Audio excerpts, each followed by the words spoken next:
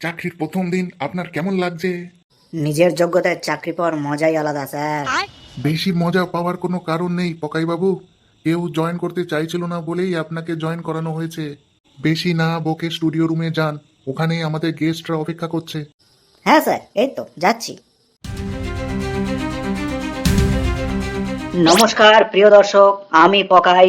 আপনারা দেখছেন টুন নিউজ দ্য পকাই শো। আমাদের সাথে আছে মিস্টার হারাধন শাস্ত্রী, নমস্কার। সাথে আছে ধর্ষণ করে, আবে ধর্ষণ নয়, সুদর্শন করে। ও সরি, সুদর্শন পরে। আর আছে miss Lora De. Excuse me, it's not Lora, it's Lara, Lara De. ও হ্যাঁ, মিস লারা দে।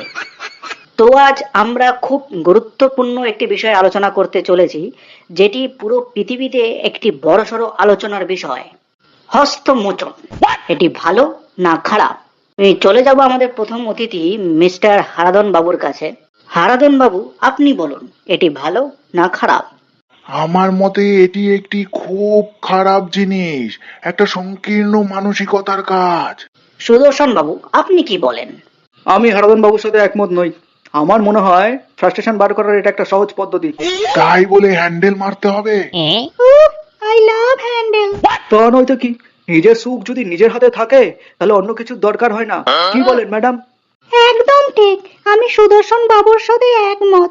নিজের কাজ যদি নিজের হাতে করা হয় তাহলে সব থেকে ভালো ব্যাপার। আপনি কি বোঝেন এসব? আপনার তো আঙুলের কাজ।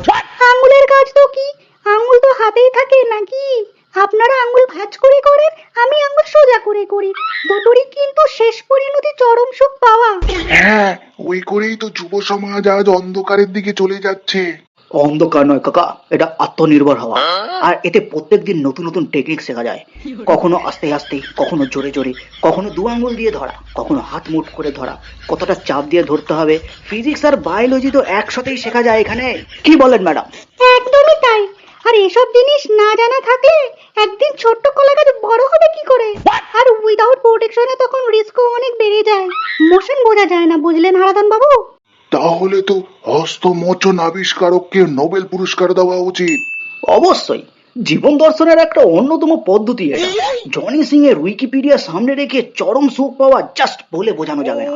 জনি সিং, উফ, ভেরি অ্যাগ্রেসিভ বয়। ম্যাডাম, আমিও ভালো অ্যাগ্রেশন দেখাতে পারি। ছি ছি, এসব করেই তো আজ যুব সমাজ ধাতু রোগে ভুগছে।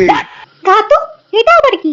সমুদ্র মন্থনের পর যে অমৃত বেরোয় সেটাকেই ধাতু বলে। ওয়াও, অমরত্ব লাভ? না, নতুন জীবন লাভ হয়। হ্যাঁ, সেই জীবন শক্তি তো নষ্ট হচ্ছে। যাই হোক, আমার মনে হয় এটি একদমই ভালো কাজ নয়। এতে যুব সমাজ নষ্ট হবে। আরে দূর, এতে যুব সমাজ একা একা থেকেও চরম সুখ ভোগ করতে সুযোগ পায়। আর যার নামের মধ্যে হারাধন আছে সে কি বুঝবে ধনের ব্যাপার? হ্যাঁ, একদম। সবারই নিজের মতো করে বাঁচার অধিকার আছে।